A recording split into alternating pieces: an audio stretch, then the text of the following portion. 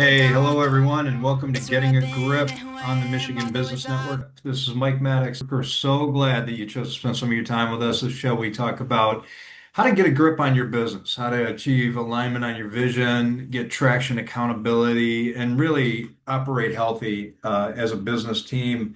We talk about the EOS system, something that I know and love and implement and coach on. And my guest today is an expert EOS implementer and an author and a speaker. And he's been on before, Ken Bogard. Welcome, Ken. Mike, thanks for having me back. I texted you or I sent you an email and I said, I was kicking my legs in bed, excited, knowing that I was coming on the podcast today. And it's true, man. I enjoy you so much. You do such a great job with your podcast that it is a joy to come back. Oh, I appreciate that, man. We had a really good time the first time we talked, and it was before the book launched. So you talked a little bit about the book and what was the inspiration behind the book, No Honesty, KNOW Honesty. And we'll hit on a little bit of that today too, because it's such a different story, and I think people need to hear that again. Like your commitment to honesty didn't start with you writing this book, right? In EOS, we talk about open and honest, but you take it to a level that it should be taken to. I want to get into that. The book is now out, so we want to talk about that too. And let's start at the kind of the inspiration for the book. So, and the first time we had you on the podcast, you kind of went through your journey as an EOS implementer and this epiphany of, hey, are we really being honest? Like, are leadership teams really being honest with each other and with me as their coach? I think your answer to that was no, not really. So you dove head first. Why don't you share a little bit more about that with the audience?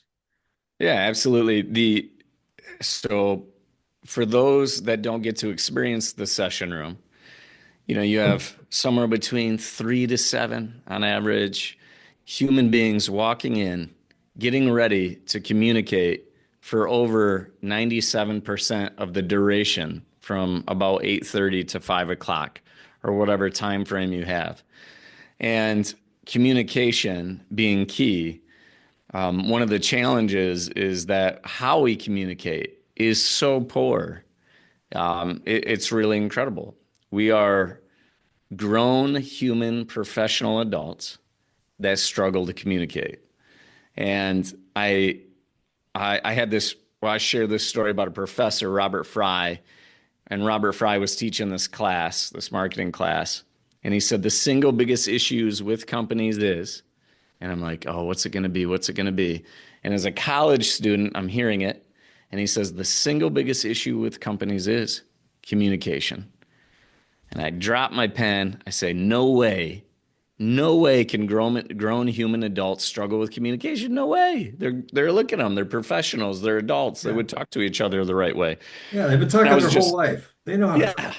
And so I was just really a naive college student. And then you really get into the business world and you're like, my goodness, we skirt the truth all the time. We don't say what we really want. And it's an epidemic on communication, and it's only getting worse. There's Grammarly posted this thing, 88% of our week is communication. And then I'm giving you the stats of in the session room, 98% of that time we're communicating. Mhm. And then we have this thing called the pursuit of honesty assessment, where we measure how honest people are and how open they are. And on average, people are 66% honest and about 63% open. And so if you just multiply those together, 44% of the communication is getting across. Yeah.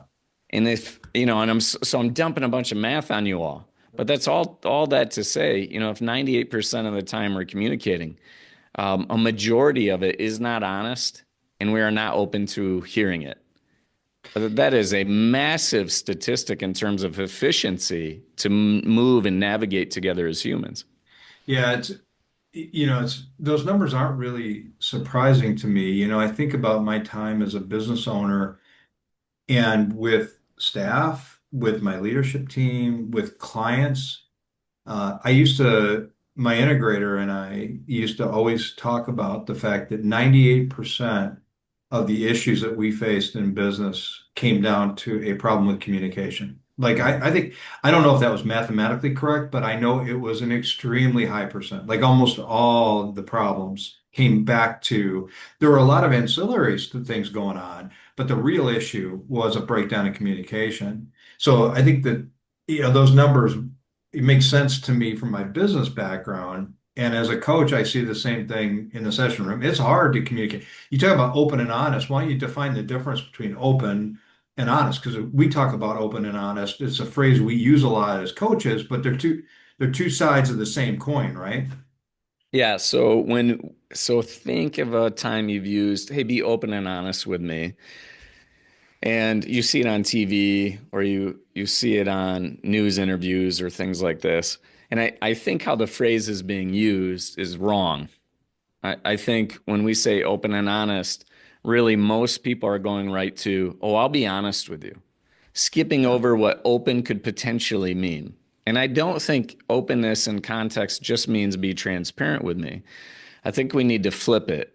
And I think what open needs to mean is to listen without reservation, to put your needs and wants on pause for the person talking to you.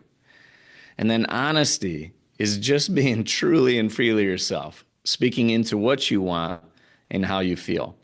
Now, so those two definitions, if we do that back and forth, and Mike, you get this stuff. I'm talking to somebody who I think is almost to the highest level of open and honest as it gets. But for you and I to go back and forth, I'm asking you, Mike, to just be truly and freely yourself, speaking of what you want and how you feel. Just be you. Let your Yeah. freak flag fly, whatever it is. And I promise you, I'll be open to it. I will listen to you without reservation. I'm going to put my needs and wants on pause, no matter what you say. I'm going to listen to you. And so when you do that, communication is so pure. It's like water flowing back and forth and Yeah. back and forth. But then we end up disrupting that. We disrupt that flow. We dirty the water with whatever we put into it. We put blockades in the water so it can't flow quite cleanly. And really where we're trying to go is just to get communication to flow as easily as possible so we can get the efficiency and the truth on the table, and actually navigate what we need to navigate. Yeah, I have a friend, fellow, yeah, another EOS implementer, Joe Geraldo. You might know Joe. He talks about the open part of open and honest as being is listening like I might be wrong, right? But however you phrase it, I think it's a learned skill. And being honest, it's one that I had to like consciously for me work on because the honest part was fairly easy. Saying the truth, it just came natural. But the open part, the listening without my own biases, my own predetermination of what they're going to say, how they're going to say it, what it means to me, how it impacts me, just being open to just truly listening to somebody and trying to see it from their perspective. That didn't come natural for me. I don't think it comes natural for a lot of people. Yeah. And you know what we're doing, I fear sometimes we talk about listening sometimes, and then people are like, I don't want to listen to that. You know, I don't want to work that muscle. But let me paint for you what really great openness looks like, and you can equate it to listening. So when you were sharing that just now, you know what I'm doing for myself to be totally open to you is I'm making eye contact with you. I'm shutting out all my thoughts. They're gone. And I'm just totally present for you in every word you have to say. And then when you're done, I'm like, all right, I'm going to be prepared to say my thing. But I'm totally in it for you. I mean, to me, that's what openness is. It's about others. It's not really about you. It's about giving other people the space to be who they are and what they want and how they feel. And when you do that, when it's done really well, your ability to connect with another human being goes through the roof. Yeah. Because they finally feel heard and they feel respected, like they matter, and because they do, done right, they do matter. And so I think just listening goes in one ear out the other, but it is a skill. And EOS implementers, I mean, you're not going to be a great EOS implementer if you can't learn to be open and listen without reservation and try to hear all the voices in the room as non-biasedly as you can. I mean, that's so important to balancing out the team and allowing everybody to have their voice heard and respected. Yeah, I was going to ask you how these skills, this commitment and these skills to being open, truly listening, truly hearing, and then being honest, saying what needs to be said, saying what is sometimes difficult to say, or addressing the elephant in the room, or whatever, has impacted your EOS practice or driven your EOS practice because. I'm guessing it has a large part in how you became an expert implementer, and meaning you've hit a significant number of session days. Um, Yeah. why don't you talk about that? Yeah, I hope every EOS implementer that gives their ears a chance to hear this embraces what I'm about to share. So, doing this for almost 9 years with multiple companies. Before I was familiar with EOS, but now 9 years, almost 65 companies later, here we are. About 5.5 years ago or so, or 6 years ago, the rules on the wall that I shared with you at the last Yeah. podcast, I saw those and it said be open and honest. And then I went crazy hard into my clients after that moment where I saw open and honest and I began to separate them. And so before my session begins, I point to the healthy rules on my wall. And I say, we are to live by these healthy rules. Let me go through each one. And then I give extra emphasis on be honest and be open. And I give them the definitions I give you earlier or gave you earlier. And I look at them all and I'm like, be honest, be truly and freely yourselves and be open, listen to each other without reservation. I go on this really passionate plea to them and ask of them. And then they sit up straight and they all of a sudden are a little bit different than they were. And they're not the zombies they were when they walked in, ready to just plow through the agenda. And then I go through the objectives and agenda like we all do as EOS implementers. And what happens is I just have different human beings than before sharing those healthy rules with them because they're prepared to go back to their historically bad ways of communicating that you and we have not been raised to communicate purely. Yeah. Teachers have not taught us how to communicate. College professors have not taught us how to communicate. Our first job, second, third, fourth, fifth jobs did not teach us how to communicate. So where are people going to get the education on how to communicate really well? So all of a sudden you start doing that when you teach them these healthy rules. And they're like, that's how I need to communicate to Monica or Monica to Bob and Bob to Dave. And when they start doing it, I think they get into it and they feel a sense of freedom and safety in the session room. It's Now liberating. that you're talking Yeah. about nth degree bonds taking place, Yeah. because you have that in this room.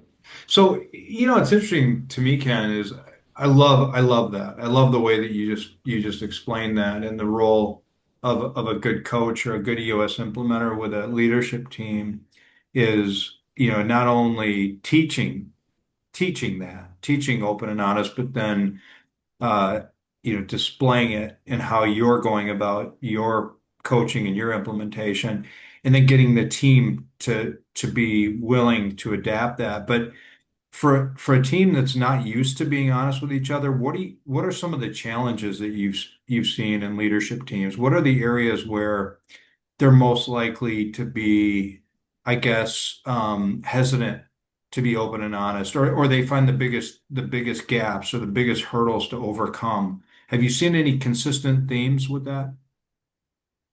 Yeah, if you just think of somebody new to coming into a session room like this, not everybody's clear on what they're signing up for. They're kind of coming in like, you know, Yeah. I don't know. I was a baby EOS implementer. Yeah. At one point I was a baby leadership team member. I didn't know what to do. I'm just figuring all this stuff out. And now we're kind of new to, oh, this is how we're going to talk to each other. All right, I got it now. Or they think they do, or they fear it. And there's so many different responses to it. But I will tell you, it's so novel. It's kind of sad, Mike, that it's just novel to people that this is how we have to communicate. That's not how our society should be. Yeah. And unfortunately, here we are. And so we're spending time to encourage and motivate and try to get people to be open and honest, knowing that they're new and they're like babies, just like you and I were to a process or to a new thing. You can't go in hammering them. You can't say, "Hey, what's wrong with you? Where are you really at?" Yeah. You can't be a jerk. You shouldn't be brutal with your honesty, but you're encouraging them and you're coaching them and you're teaching them and you're slowly pulling this out of them so they can begin to walk and finally run. And now all of a sudden, a few times in the session room, we're going back and forth, open and honest, no problem. But you can't put them on edge or on their toes or on their heels to where they're about to fall over, freaking out because my gosh, look at this EOS implementer and how he's coming at me. Right. But you do have to go in with a little bit of, what's the word?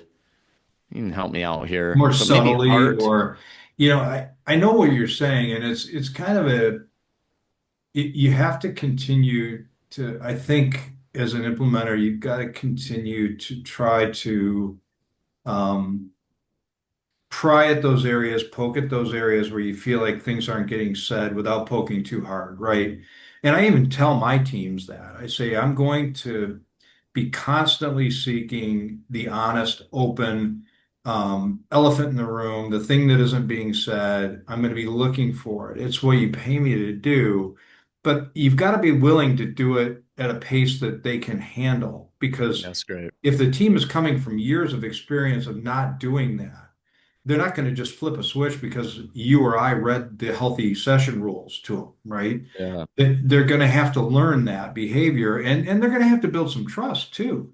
I mean, the Lencioni pyramid, right? It starts with trust, before you get to healthy conflict, which is really where open and honest happens, is in healthy conflict. But the Right. foundation layer is trust. If they don't trust each other, it's going to be really hard for them to be open and honest. And it's Yeah. kind of it's one of those things because you can't really learn to trust until you are open and honest. So it kind of goes both ways. There's a chicken and the egg thing Yeah. there. Like, is it trust before open and honest or open and honest and then you gain the trust? That's probably for another debate, but I wanted to stay on the honesty barriers for a second. Yeah.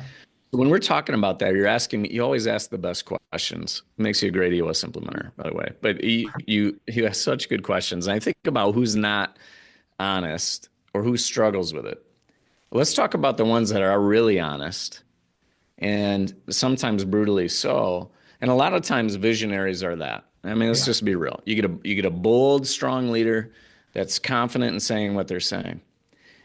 So as much as I'm encouraging the ones that struggle being honest, I'm also looking at the bold ones and trying to balance the room. The dictator is a strong word, but just the ones that are I'm ready to just take the reins of this room and I'll say whatever I need to say. Yeah. And they're probably putting up way too much of the pendulum swinging to the honesty side than they are working on being open to everybody else.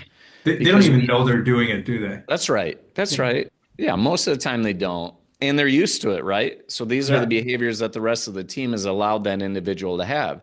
And a lot of times people like to do this. Look at him or her, just always disrupting the room and always just saying whatever they think. And I'm like, well, yeah, I can see how that's disruptive. But you know what's really disruptive? When people don't tell us what they actually think and what they actually want. Equally disruptive to this whole team. So, as Yeah. much as we point to the loud person in the room or who's flippant with their emotions, can we point to the people that are quiet, that are holding their opinions to themselves and not putting the truth on the table? And so, our job as EOS implementers is to balance that. And when Yeah. we can create balance, that water that I'm talking about or that flow of communication is so much easier. And so we're increasing those to be more honest, and we're increasing those bold ones to be more open. And then we're doing all right with communication. It's such a when you were saying that, it resonated with me because as a visionary in my business before I became an implementer, I remember implementing when we were going through implementation, and Ryan Henry, a friend of yours and mine, another EOS implementer, was my implementer. And as the visionary, I didn't realize I was always completely honest and open, but I didn't realize how brutally open and honest I could be at times. Mm, That bully mentality, I wasn't trying to be a bully. It was just kind of the dynamic that had naturally occurred. And I remember him pulling me aside on a break, and he goes, dude, I love you, dude.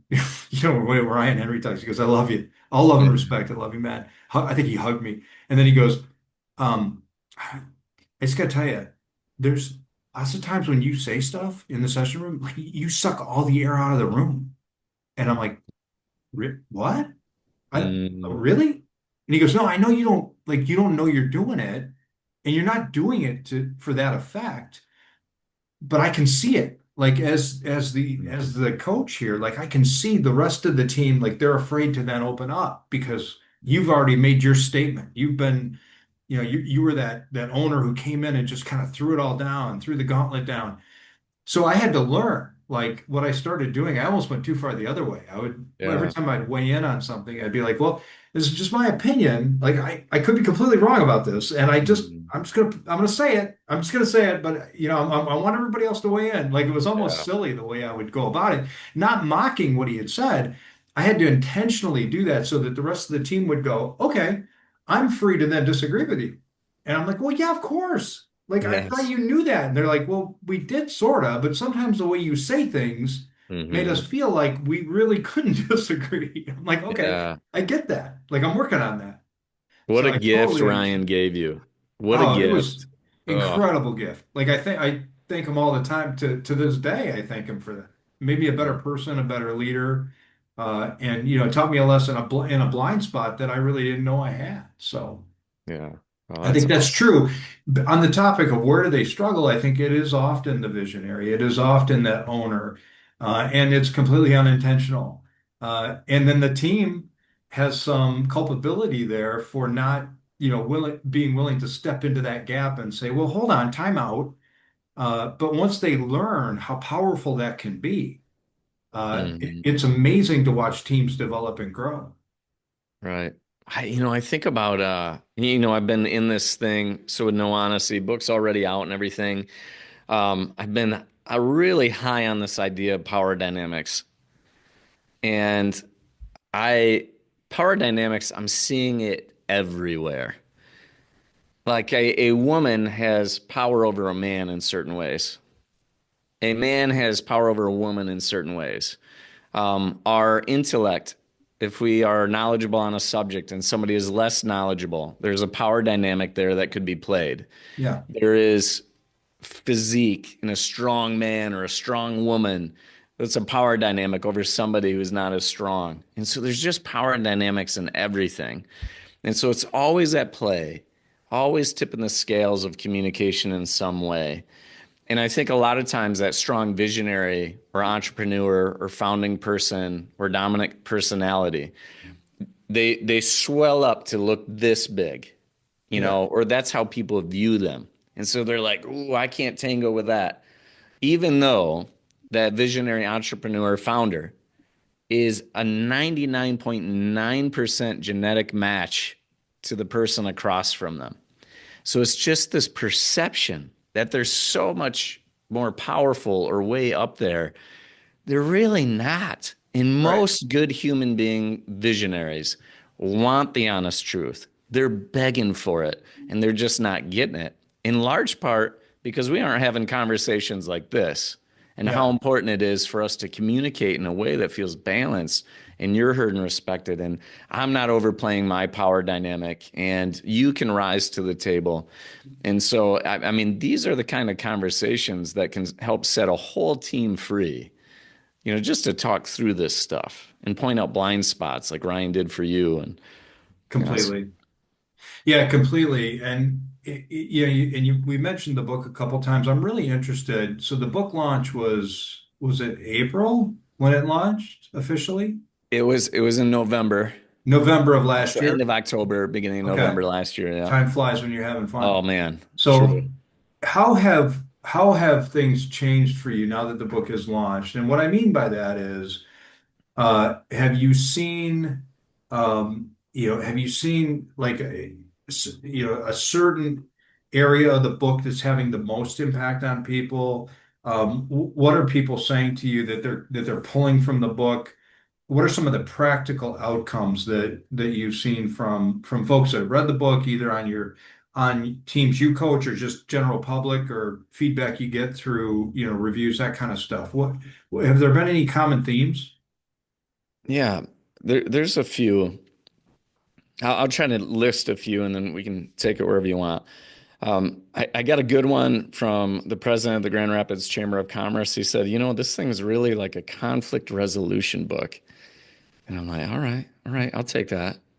I got somebody else that was telling me that, what really made this book great was the stories in it and how pure the stories were. And, I mean, we lay them out there, little to no editing, right? Maybe a couple of stories in there. We had to change a couple of characters because that was just not going to be something for public consumption. Sure. But 90% of them are real characters from real companies. And they signed off on, yeah, we're going to allow this very illicit, loud story to be out in the world. And it's amazing.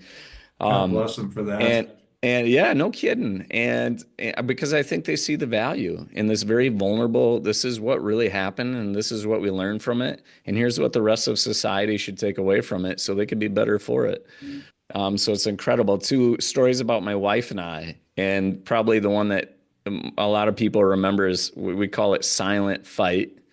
So it sounds like Silent Night, but where my wife and I didn't talk for 3 days. And we Wow. were in the house for the whole weekend, and we had no plans, unfortunately, to go our separate ways. And so we walked past each other, in the kitchen. It was just silly.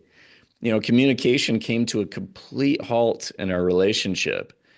And, I share that story, and you'll have to read what happened with it. But I share the story because that's how I watch it happen with grown professional human adults where we're so at odds with our communication. We're using it so poorly that we just choose to not do it. And then you have Yeah. complete disconnection from one another in life. And so people, how people are responding to it are, they're just, I think they're a little shocked by the stories being as clear as they are and Yeah. as loud as they are. And a lot of people are saying, thank you for this.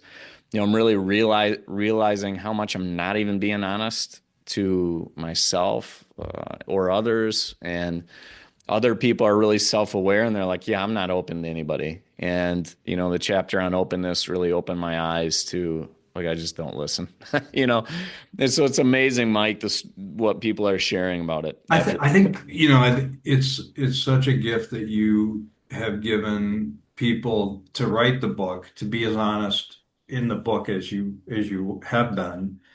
And I think for me, it's just the gift of thinking about the intentionality that goes along with being honest, right? And what I mean by that is every day, all day, most of us in the business world have, dozens of interactions, right? We talk to people on the phone, through email, in networking, at events, with our clients. There's all these interactions, there's all these moments of communication. And a lot of what gets communicated just naturally in the business world is very surface level. It's not honest. I'll give you an example. Like I was having coffee with a guy that I had met. We had been mutually introduced, and we thought, hey, you guys, the person who introduced us thought you guys would probably hit it off. So we met another business person, and we had coffee, and we talked for, I don't know, 45 minutes, an hour. And at the end, I said to him, as I was getting ready to go, I said, hey, this has been great. Would love to do this on a regular basis. And like, I almost stepped away and he stopped me and he goes, hold on. Um, if you say that, I just need to know, like, do you really mean that? And Mm, I went, I'm sorry. And he goes, no, what I'm saying is people say that all the time. We should get together on a regular basis. We should do this again. But if you don't really mean that, just it's cool, man. Just say whatever. I'll catch you whenever. But if you really want to get together on a regular basis, I need to know, do you mean that? Like, do you mean like seriously? You want to show up, you want to be intentional, because I don't have time for if that's not what you mean, I don't have time for, the falsehood. Like Yeah. he just put it on the table. And I'm like, wow, nobody's ever done that. Oh, I Like, love it. what a great question. And so I went, oh, so I sat there and I went, no, I mean it. Like I do mean it. Like, and he went, okay, well, if you mean it, then let's agree that we're both going to show up. We're going to make time. We're not going to blow it off when the invitation comes across. And so we started meeting like monthly. Um, and to this day, we're like he's a client now, but he's also just a dear friend, right? Yeah. But it all started with that moment of honesty. And I think that's one example. I see that all the time. Like people say, "Hey, let's catch up. Let's go play golf. Let's grab lunch. Let's do that." They don't really mean it. It's just a phrase, Right. right? And so I think that's one example. I think of all the times people will approach you with an idea or something that's maybe a joint effort they want to get involved with, and instead of saying, my heart's not. That's really not where I'm at. Like that's not. I love the fact that you're doing that, and I think that holds promise. It's just not for me. Yeah. They go, hey, that's really interesting. I'd like to think more about that. That's not what they mean. What they mean is no, but they don't want to say Right. no. You know? Right. Yeah. So the lack of clarity that takes place is kind of, you're to a point where it's like, yeah, you just tell me how it is. Ambiguity and niceties are like, to me now. Yeah. Networking events another good one. When you network, how many people dread it? Yeah. And I I think think the I real think reason, everybody there. just Yeah. about, and I think the real reason people dread it is because they can't be truly and freely themselves. Yeah. And so they're stuck being this fake facade makeup of a human being who they are not, trying to meet the expectations of the 100 people in the room, as opposed to settling into their own unique God-given talents, and who they are as a human being and where they might be at emotionally that day, and trying to shape and change for everybody else. And Yeah. so all that costs so much energy that I would hate networking too. But now when I go and I make it a point, like I'm going to be myself to the lawyer that I know, to a pastor that I know, to like I'm just going to be myself. That's awesome. And it doesn't expend as much energy. And I think I'm a little more interesting. Try not to be cocky about that. But when you're the same old, I'm doing fine. What do you Yeah. do for work? Oh, Things are that good. sounds Really busy. interesting. Yeah, that's Yeah, the yeah, same really answer you give busy. everybody. Yeah. Yeah, stop it. Like, what are you really thinking? What do you really want to know? You want to know how much money I made last year? Okay. Do you want to talk about how the presenter did or didn't do? Okay, let's do it. Was the food garbage? I mean, just be a human being. My Right. gosh. As Right. opposed to this like fake wallflower thing that Yeah. really people aren't interested in talking With to. no depth. Right. Yeah. It's So, probably when most people are tense, nervous, and uncomfortable at networking events. Like the whole room is a ball of tension. You can just right. feel it when you walk in because there's a fakeness to it. Like people are coming in with this, like you said, this persona. I've never thought about that at a networking event, but I think you're right. I think you're hitting on it. It's because they're coming in with a false persona. They're not being real. They're not being who they are. They're not being honest. Right. And when you're acting that way, you can't help but be tense, right? You're not being the true you. You're not being who God created you to be. You're not being real. And there's really no connection in that, right? It's Oh, the same thing happens like in sales, like or if you're talking to potential clients, right? I mean, the thing that and I think as implementers we get good at this because we tell potential clients, look, either you're all in or you're not. Neither that's okay. They're both okay, right? But the potential clients that drive you nuts are the ones that are like, yeah, I think we're interested. We'll get back to you. We'll get back to you. And I don't know about you, but I've gotten to the point in my practice where I'll just cut that off and go, well, it sounds like you're hesitant. Why don't you contact me when you're ready? Right. I'll yeah. help you when you're ready. And usually that's giving them permission to say no if they're not interested, which is fine. Right. Right. But they don't want to say no. People just Yes. like, for whatever reason, I don't know what Yeah. drives that, but What's home base for you? Your area, Lansing, Lansing. Lansing, Michigan. And so I talk about West Michigan nice all the time. Yeah. Hmm. Um, I there's lived in West Midwest. Michigan for 25 years, so I know That's what West right. Michigan nice is. You know Yeah. exactly what I'm talking about Yeah. then. And then, sometimes I'll do a talk around the no honesty thing, and I'll be like, who's from, West Michigan? And they raise their hands. I'm like, it's nice here, isn't it? I mean, it is. It's so nice Yeah. because there's waving and smiling when maybe that's not how you feel. So it's got this weird kind of surface level welcoming feeling. Yeah. But then when you try to go into the depths, nobody wants it. And that's a real problem for trying to navigate conflict or to build really strong partnerships.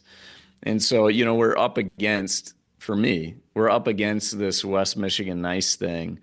And I really think it's hurting businesses. I And think it's probably a Midwestern nice thing. I think it applies, here in Lansing too. We have the same thing. And I think yeah, most of the Midwest is kind of that way. It's polite, it's nice, which is fine to a degree, but when it becomes fake, it's not, right? I mean, when you're right. not being truly yourself, right? I would love to go to a networking event and go, "Hey, how you doing?" Awful. Like business is down. I don't know where I'm gonna find Yes. clients, struggling with my family. Yes. I would love that conversation. I Thank would be you. like, I want to talk to you. That's who I want to Yeah. talk to, right? Right. Because everyone in that room is struggling with something or some things, right? It's Right. just nobody wants to talk about it. Mike, the best way to describe West Michigan, I think it is worse than just Midwest nice. Like I think just right here, because I've lived in Chicago, Indiana, some other places, and I'm like, there's some deep cultural loophole here, I'm trying to put my finger on. I still don't know the origin or why, but maybe that's another time as well. But I Fascinating. equate West Michigan nice to like a church greeter. Yeah. A church greeter. Oh yeah, yeah. Been there. You've been I've, there. I've been a greeter. Yep. And so it's Smiling, like shaking hands. you Come could have on, the man. How you worst doing? morning Yeah. and you're like, hi, welcome. Hope you have a great time in there. And, Yeah. in the meantime, I know Just coffee. something Got deep. hot chocolate. Yes, that's right. And you got something messed up behind that smile. I know it. So it's like sometimes that's like the feeling people get when they try to explore a new church and they're like, I don't know about going to this place. It feels a little off to me. Well, yeah, because sometimes people are acting really fake at church. Yeah. And, I think that's a real problem for being this environment that's here to help. And if everybody's supposed to put on this fake nice thing, I mean, it doesn't leave much room for let's get into these deep rooted issues that we all have.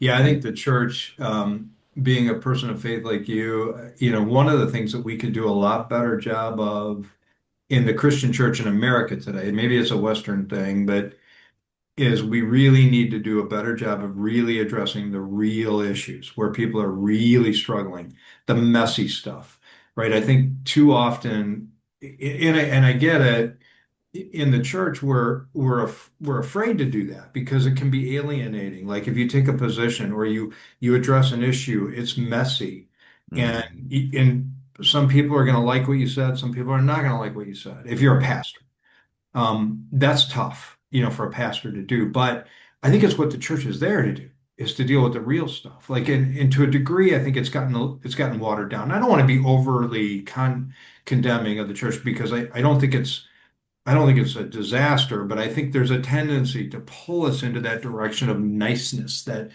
surface level, let's not deal with the real stuff, which I think turns people away. Ironically, I Yeah. think you would draw more people if you were more real. Yeah. And how about loving? I think loving is the word. For me too, is Yeah, like real, definitely. And loving, yes. Like nice has a little bit of an overlap with love, but just a little. I actually don't think they're totally congruent. I don't think they're the same thing. They're very different things. And so that little tweak in behavior is how do we become more loving? Um, and you go ahead. no, I was going to say Lencioni. You made me think of Lencioni's quote. Patrick Lencioni says, and I think I've got this right. It's kindness without truth is cruelty. I think is basically, I may be paraphrasing, but kindness without truth is cruelty. So that's Mm, being nice without being really honest. yeah, It is 100%. not loving. It's in fact cruel. Right. It appears to be loving because it's nice, but it Yeah. really isn't. It really isn't. It's really cruelty. If we could plug the word love into the business world more, Oh, totally. I know people, they run from that word, they hide from it. It is to me, the most powerful word there is. And it's, I think when I first started my EOS journey, a little bit of a rabbit trail, Mike. I hope you're okay with it. But when No, I I'm first good started with my EOS journey, I'm like, all right, get in the room, get the stuff done, get out. it. Yeah. And then you You do try to that, remember the stuff you're trying to do. right? And Yeah. then you do that, and for a while there, it became kind of systematic to me, and I started finding myself getting a little bit bored with it, and I'm like, this is okay. This is all I'm doing. Um, and a little complacent and probably a little apathetic. And then it starts going down, and I'm like, what is wrong with me?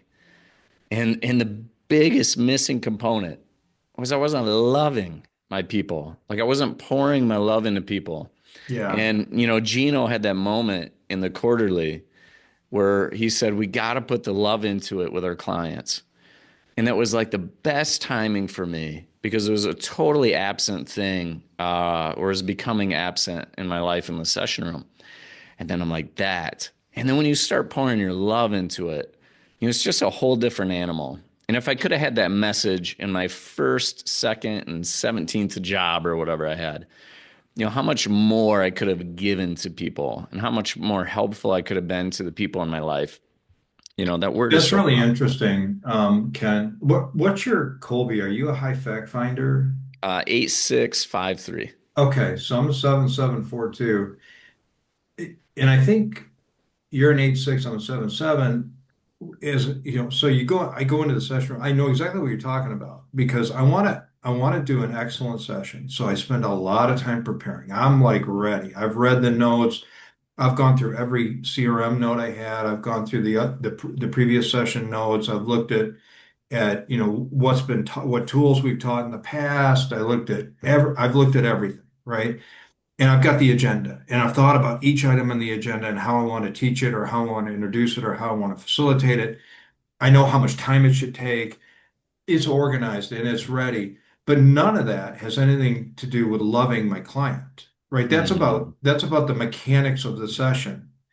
And for me, that's where my focus was for a long time. And that's good. I mean, they want you to be excellent. That you need to be excellent. You need to be prepared. You need all that stuff. But you also need, and now what I do is before the session, I'll pray.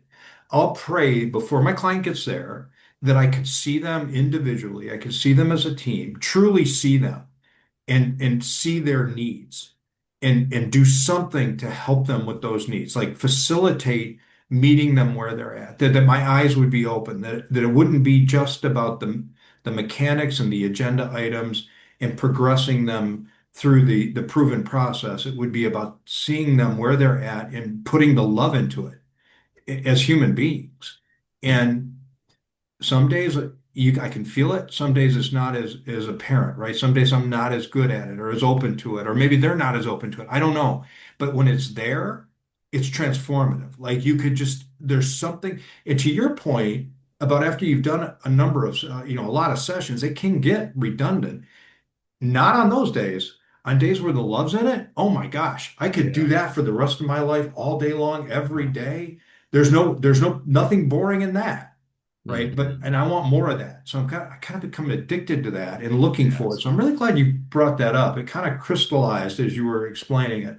Right. And how about the love in it for like even your sales calls or your prospect Yeah. calls? And I mean that it's really turned for me lately. Thanks for bringing up prayer too. I think prayer, I love it when my clients want to pray before a session Yeah.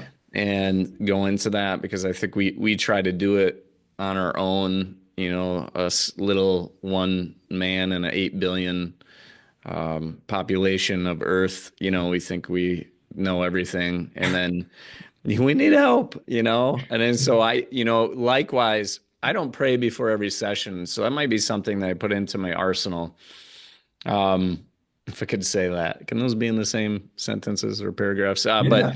I think that. I struggle like when I get a really hard client that like I just know they're going through some really deep stuff. And anytime like I'm leaving God out of it, I kind of fall flat. But I've Yeah. learned I pray for wisdom the night before, pretty intensely. And I'm like, give me wisdom on this one. Help me ask the right questions. See them as they are is great, Mike. I'm going to use that.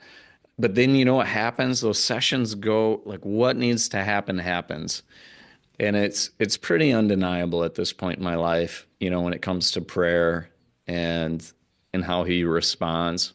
It's Oh powerful yeah, stuff. I'm with you on that. I mean, for me, I've seen it too much. I've seen too Yeah. much. It's undeniable. I know the impact of it. And and I think it's just when I start to rely on my own abilities and only on my own abilities, and maybe it's because I'm hardwired to be that high fact finder, that high follow through, that driven personality type that I get a false sense of my own ability, right? And it's really not there. Not when when you're trying to transform lives and transform leadership teams, or be a catalyst for them to transform themselves is probably a better way to say it. Um, you can't do that with mechanics. Like you can only go so far with the mechanical tools, right? You have to have the love in it. You have to have the true care. You have to be open. You have to be fully vested. And that doesn't come as natural like as I would have thought. Like it took a while. And in all fairness, like when the first 25 sessions, 30, 50 sessions I did, I was just trying to like stay on track. Like I was trying Right. not to blow it, right? I was trying to get to the point where like I didn't want to get like halfway through the day and realize I had 10% of the agenda done. That's what Yes. I was worried about. Or I was also thinking in my head, okay, what do we okay, the one thing I said, how do I do that again? Like, that was all like going through Right. my head. So you have to get to a certain point where you're like, okay, I've done this like a dozen times. I know what I'm doing. Let Yeah. me just forget the mechanics for a second. What's that body language about? Like in my head, I'm thinking now, like, why? They seem to be really struggling. What do I do? Do I ask them now? Right? Or Yeah.